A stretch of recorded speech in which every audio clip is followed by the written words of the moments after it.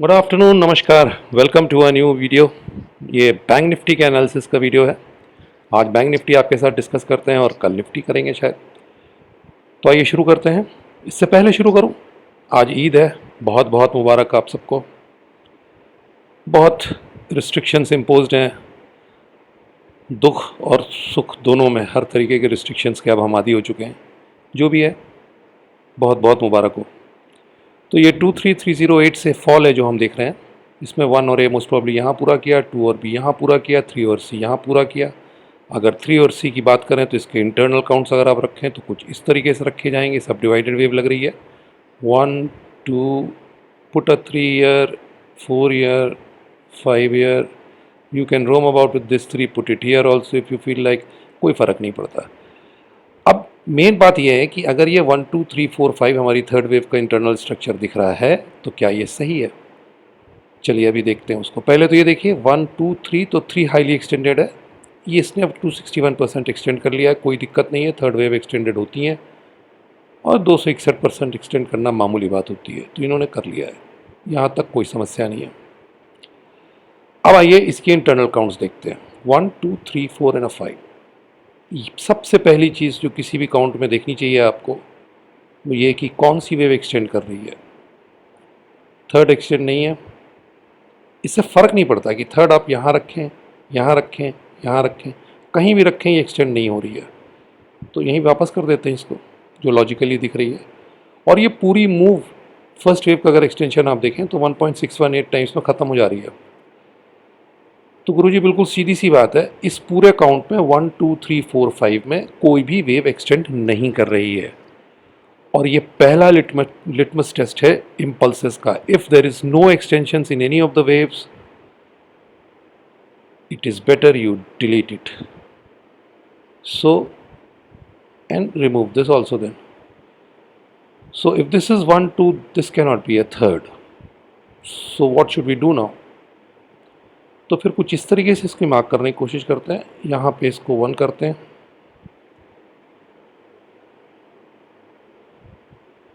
यहाँ पे 2 करते हैं, सॉरी 3 करते हैं,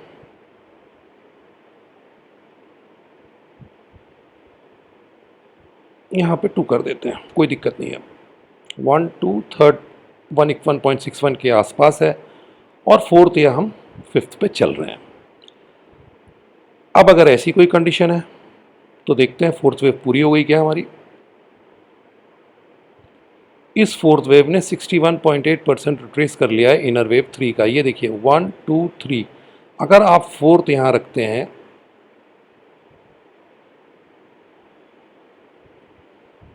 तो इस फोर्थ वेव ने 61.8% रिट्रेस कर लिया इनर वेव 3 का। ये होता नहीं है अमूमन। थर्ड वेव की फोर्थ वेव्स इतना रिट्रेस नहीं कर सकती हैं।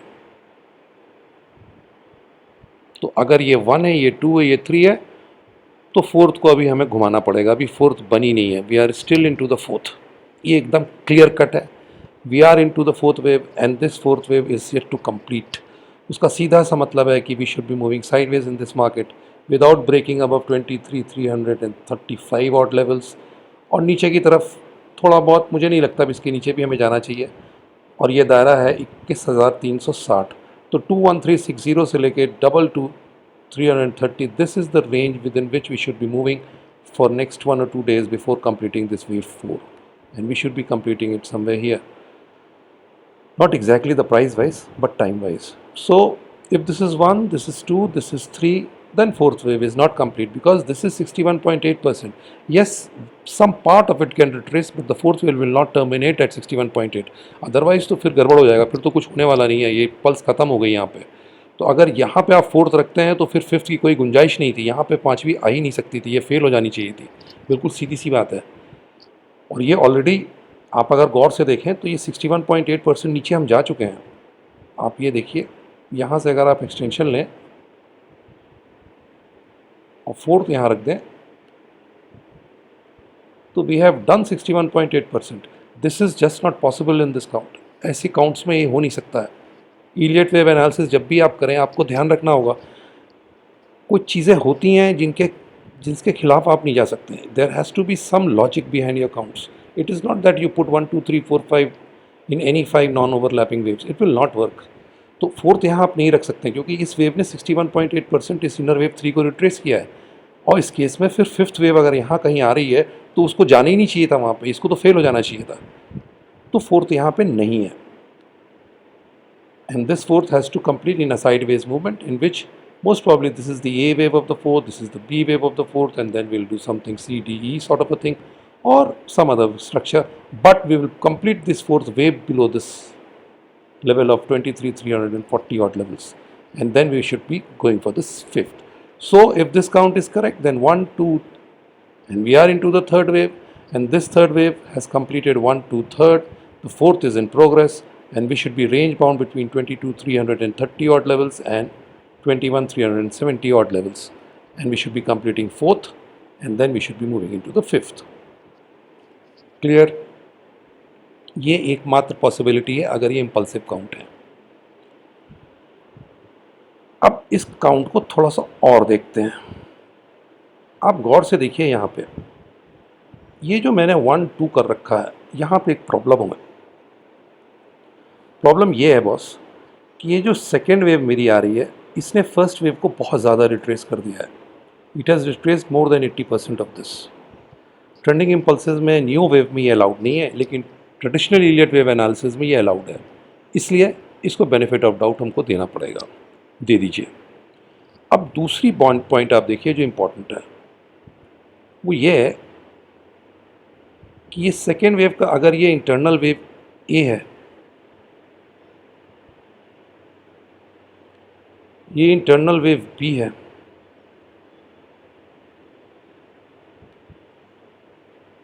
इसको थोड़ी देर के लिए इधर कर लेते हैं, और ये इंटरनल वेव सी है।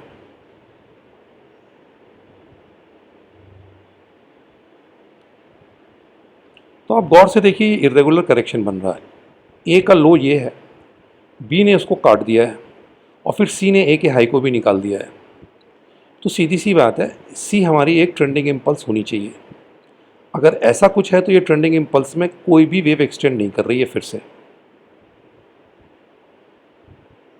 आप देख लें, ये 1 है अगर, और ये 2 है यहाँ पे, तो 161 यहाँ आ रहा ऊपर, हमारी पूरी की पूरी मूवी यहाँ ख़त्म हो रही है। तो कोई भी वेव इसमें एक्सटेंड नहीं कर रही है फिर से। तो अगर यहाँ से आप नीचे से बी से सी को ट्रेंडिंग इम्पल्स मानते हैं तो गलत हो जाएगा। So this is not a trending impulse, और ये टर्मिनल इम्पल्स भी नहीं है क्योंकि इसमें ये ओवरलैपिंग नहीं हो रही है। अगर यहाँ 1 है, ये 2 है, ये 3 है, तो ये फोर्थ ओवरलैप नहीं की है। आपको लग रहा है कि ओवरलैप की, लेकिन अगर इसे आप बड़ा करेंगे तो इसका हाई आप देखिए, इट इज़ 22940, और इसका लो आप देखिए 22945. So they have not overlapped.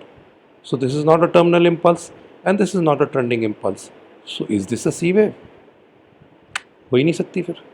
दूसरी बात, B वेव ने A वेव से कम टाइम लिया है। आप टाइम देखिए, इनर वेव A जो यहाँ मैंने रख रखी है और इस B को अगर कंपेयर करें तो B is a fast wave as compared to A. This is not allowed in a flat structure. Basically ये फ्लैट है, A B C अगर आप ऐसे बनाते हैं तो बस एक प्रॉब्लम तो ये है कि बी ने बहुत कम टाइम लिया, और दूसरी बात ये है कि ये सी ना तो ट्रेंडिंग इम्पल्स है ना तो टर्मिनल इम्पल्स है, तो फिर ये है क्या? तो दो प्रॉब्लम्स हैं इस इम्पल्सिव काउंट्स में। पहली, सेकेंड और 2 ने जो है ज़्यादा ट्रेस कर लिया है, और दूसरी, मुझे यहाँ पे फ्लैट स्ट्रक्चर बनता हुआ ऐसे दिख तो रहा है, लेकिन जब उसको आप एनालाइज करेंगे तो वो फ्लैट दिखेगा ही नहीं आपको, क्योंकि सी में प्रॉब्लम है, ना तो ये ट्रेंडिंग है या तो ना तो टर्मिनल है, और बी ने इससे कम टाइम ले रखा है। तो फिर ये है क्या? थोड़ी देर के लिए आप ऐसे देख लें इसको,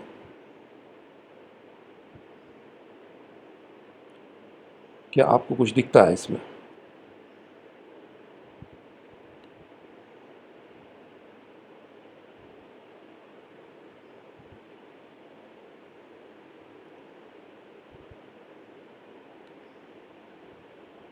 कुछ ऐसे नहीं बन सकता है बस A B C D N I E, अच्छा सा ट्रायंगल, और वो भी इर्रेगुलर ट्रायंगल क्योंकि बी नीचे गई है एक है।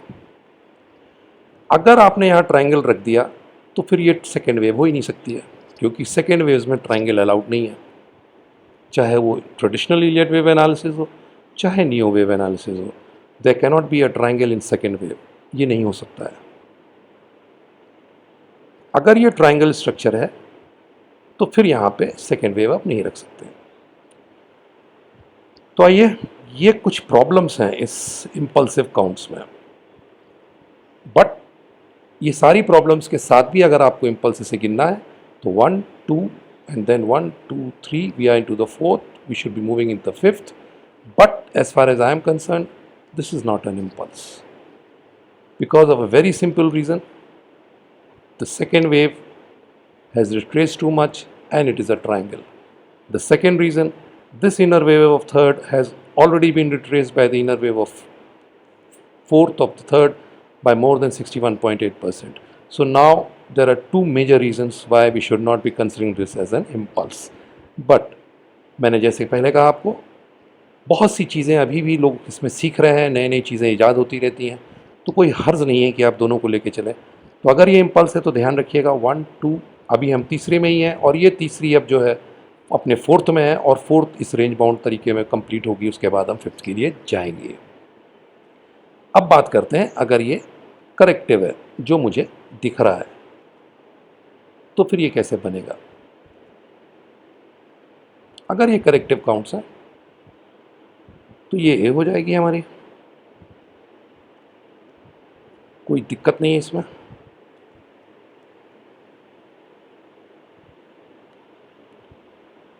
We will be putting a B here.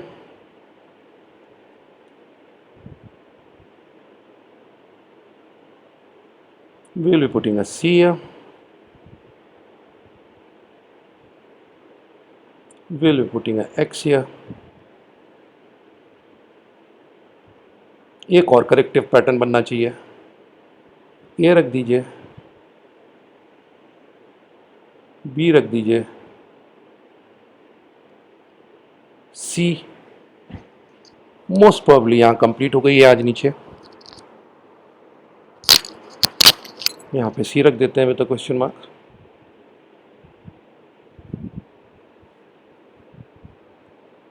हमें ऊपर आना चाहिए डी के लिए, फिर शायद ई के लिए या कुछ और structure. This is the corrective count if you want to have it on your charts, A B C X A B and C. This is how we are moving. अब इसमें भी सीधी सी बात है, हमको रेंज बाउंड रहना पड़ेगा। 22330 वो पॉइंट है ऊपर की ओर जो आपका एसएल होना चाहिए अगर आप शॉर्ट हैं, इसकी ऊपर जाने की उम्मीद कम है। देखिए अभी आप अगर गौर से देखें, जो इस एक्स वेव के बाद का हम करेक्शन बना रहे हैं, इसमें अगर ये ए वेव है, ये बी वेव है, तो सी वेव अभी ए वेव से ज़्यादा लंबी नहीं हुई है। Still A is the largest wave and the most fastest wave amongst A B and the C. So A सबसे लंबी है, सबसे तेज़ है, सी ने अभी ए के बराबर की दूरी तय नहीं की है। तो मोस्ट प्रॉब्ली या तो हम कॉन्ट्रैक्टिंग ट्राइंगल बनाने वाले हैं। अगर कुछ ऐसा बना रहे हैं हम कॉन्ट्रैक्टिंग ट्राइंगल, तो फिर ये बी वेव का हाई नहीं निकालेंगे हम। 22330 ऑड लेवल्स के ऊपर हमको नहीं जाना चाहिए before we complete the D wave and the E wave. और एक पॉसिबिलिटी इसमें और बनती है कि हम एक एक्सट्रैक्टिंग ट्राइंगल बना रहे हैं, उस केस में सी वेव जो है कंप्लीट है यहाँ पे, डी वेव बी वेव के ऊपर भी जा सकती है, but it will not cross the X wave high, that is 22800, 746 I think this is the level. Let's keep it at 22750. So if you are short and you want to have a logical stop loss in this, then it is 22750. We should not be moving above this before we complete this corrective pattern. आप गौर से देख लें, A B C एक structure हमने पूरा किया यहाँ flat का, X then the A then the B, most probably we have completed the C here. D के लिए हम ऊपर जाएंगे और फिर शायद E के लिए भी नीचे आए। लेकिन ये एक टेंटेटिव पैटर्न है जो प्रोग्रेस हो रहा है, जो दिख रहा है। It might not progress like that, कुछ और बन सकता है, वो एक अलग इशू है। लेकिन कॉम्प्लेक्स करेक्शंस जब भी होते हैं तो आखिरी लेग ऑफ करेक्शंस ट्राइंगल में ख़त्म होता है। That is why I am anticipating the formation of a triangle, and this move of A wave and then the B wave is also signifying that there is a triangle forming. So if this is A, B, C, then D and E, they await for us. अगर ये contracting triangle बन रहा है boss, तो 22330 के ऊपर हम नहीं जाएंगे, जो मोस्ट प्रॉब्ली है, लाइकली है कि एक कॉन्ट्रैक्टिंग ट्राइंगल में हम बना रहे हैं और इसके ऊपर हमें नहीं जाना चाहिए। So this is your level. Immediate stop loss if you are short is 22330 odd level. The high of this V wave, that should be your stop loss, because if you take out the stop loss, then you have another 400 points to go. So there is no point waiting for that. Just put a stop loss here if you are short. And we should be moving in a sideways market on Monday with a slight bias on the upside if we are going to form the D wave. तो Monday के लिए बिल्कुल सीधी सी बात है, आपको ध्यान रखना है, ये स्ट्रक्चर अगर हम बना रहे हैं कॉन्ट्रैक्टिंग ट्रायंगल का, तो ये बी वेव का हाई आपका स्टॉप लॉस होना चाहिए 22335 odd levels, let's say 22350 levels, क्योंकि इसके ऊपर हम निकलेंगे बॉस तो फिर ये जोन खुल जाती है आपकी 22750 तक की। 400 पॉइंट का स्टॉप लॉस फिर से लगाना कोई मतलब नहीं है। तो अगर आप शॉर्ट हैं तो यहीं पे अपने एसएल को रखिएगा, ट्रिगर होता हो जाने दीजिए, उसके ऊपर पैटर्न कंप्लीट होगा तो फिर से आप कुछ भी री एंट्री ले सकते हैं, लेकिन स्टॉप लॉस यहीं रखिएगा। और A B C most probably D के लिए हम जाएंगे, फिर ई के लिए भी हमें आना चाहिए अगर ये कॉन्ट्रैक्टिंग ट्रायंगल बन रहा है, and then we should be seeing for a next move. ये तो हो गई पहली पॉसिबिलिटी, और ये एकमात्र पॉसिबिलिटी है इसमें अगर ये करेक्टिव मूव है।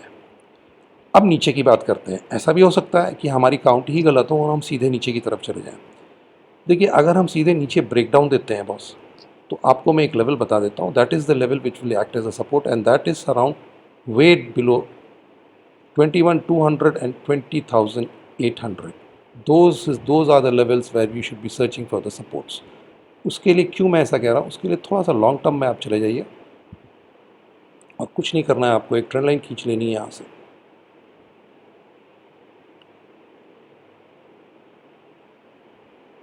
This is the key support now. That works around 21,000. So 21,000 is the support area if you are long. Do not be long in this market if we close below this, because then we will have to see the chart, something has broken down. This is a strong trend line. It has been tested once, two, three times already tested, so it will act as a support for time being. 21,000 is the support if you are long, and if you are short, 22,350 is your stop loss. This is a corrective move, most probably A, B, C, X. A, B, C, we should be moving for the D, and that D should be targeting, if this is a contracting, see, remember, if this is a contracting triangle, then this is the zone that we should be coming to. This is the area where we should be targeting on the upside for the D wave, and then we should have a E wave. But we can always be wrong, and you should have a stop loss here at 22330 if you are short. Because सीधी सी बात है, extracting triangle इसके बाद अगर बन जाता है, कुछ और भी बनता है, तो बॉस फिर ये स्टॉप लॉस बनता है। कोई मतलब नहीं है आपको 400 पॉइंट देने का, यहीं पे स्टॉप लॉस रखिएगा अगर आप शॉर्ट हैं। और लॉन्ग के लिए 21,000 का लेवल की है, उसके नीचे जाएंगे तो फिर जाने दीजिए, देखते हैं कहाँ तक जाते हैं। तो बैंक निफ्टी के लिए इतना ही है। कुछ आपके साथ इसलिए इसको शेयर किया कि कुछ सीखें, क्योंकि जब आपके लिए मैं एनालिसिस करता हूँ तो मुझे भी बहुत कुछ देखना पड़ता है इसमें, और बहुत बारीकी से देखना पड़ता है, तो मैं ज़रूर कुछ ना कुछ सीखता हूँ और आपको भी फिर वो शेयर करता हूँ आपके साथ कि शायद आपको भी अच्छा लगे। तो यही चीज़ें हैं जो बैंक निफ्टी में मुझे दिख रही हैं। मंडे के लिए अहम लेवल हमारे लिए जो ऊपर की तरफ है वो इस बी वेव का हाई है, इसके ऊपर हमें नहीं निकलना चाहिए इमीडिएटली, और एक कॉन्ट्रैक्टिंग ट्रायंगल हमें शायद बना रहे हैं। नीचे की तरफ का बायस बहुत ज़्यादा नहीं दिखता इस चार्ट से कि आप ये सोच रहे हैं कि हम बहुत ज़्यादा ब्रेकडाउन में जा रहे हैं। अगर जाते हैं तो 21,000 is the support for longs. अगर आप लॉन्ग हैं, उसके नीचे फिर आपको रुकने का कोई मतलब नहीं है।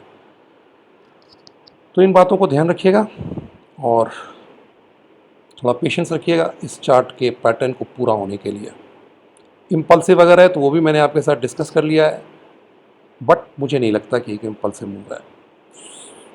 तो till we meet again for a next analysis, नमस्कार, जय हिंद।